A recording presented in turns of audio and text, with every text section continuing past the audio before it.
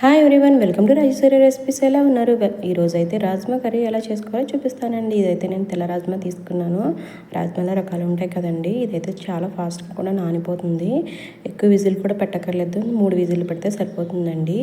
ఒక 3 అవర్స్ నానబెట్టుకొని బాగా కడుక్కున్న తర్వాత 3 విజిల్స్ పెట్టుకొని తర్వాత మన ఛానల్లో అయితే ఫుల్ వీడియో ఉంది. కర్రీ అయితే అలా చేసేసుకుంటే మన చపాతీ కన్నా పూరీ కన్నా దేనికైనా పర్ఫెక్ట్గా ఉంటుందండి. చాలా ప్రోటీన్ రిచ్ ఫుడ్ అండి ఇదైతే. రాజ్మా అనేది ఇది మన ఇండియాలో దొరికిన చాలామందికి తినరండి, కానీ చాలా మంచి ఫుడ్ ఇదైతే.